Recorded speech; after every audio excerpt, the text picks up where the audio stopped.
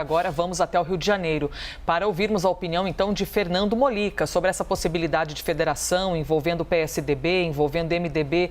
Seria politicamente viável, Fernando Molica? E se alteraria em algo o cenário eleitoral? Olha, primeiro é curioso, né? Porque o PSDB nasceu de uma costela do então PMDB. O PSDB foi fundado em 1988 com uma reação de líderes de políticos, um pouco mais até à esquerda, né, e mais comprometidos aí com a honestidade. Né? Naquele período havia essa discussão muito forte, por conta de uma reação ao domínio do PMDB local, né, de São Paulo, pelo então governador Orestes Quércia, que era citado com frequência como uma pessoa, digamos assim, não muito afeita à regularidade nas contas públicas. Acho que eu fiz um bom eufemismo aqui, mas enfim.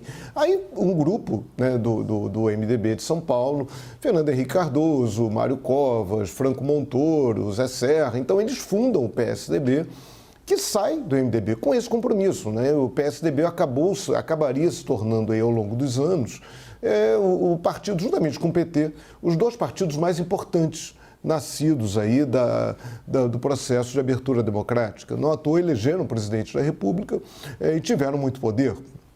E agora tentam retornar a esse poder. Mas hoje o PSDB se enfraqueceu muito. Né? O PSDB, em 2018, elegeu só 29 deputados federais, que dava para ele a 9ª bancada na Câmara dos Deputados. O MDB elegeu 34, 5ª bancada.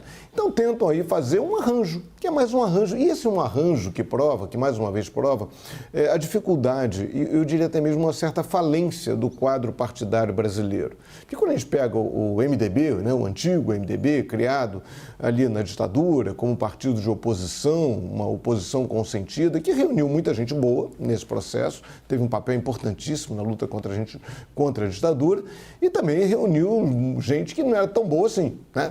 Políticos mais tradicionais, digamos assim e tal.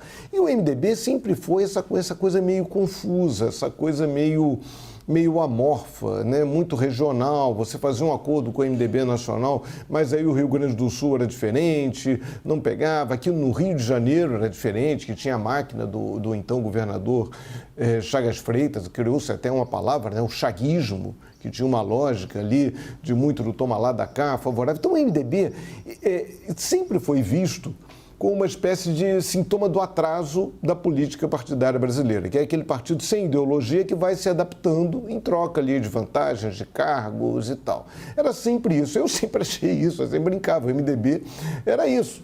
Só que, de repente, o MDB, os outros partidos políticos foram se MDBizando. Como é que é? PMDBizando, mais ou menos isso. Foram virando PMDB. O PSDB foi virando, o PT foi virando.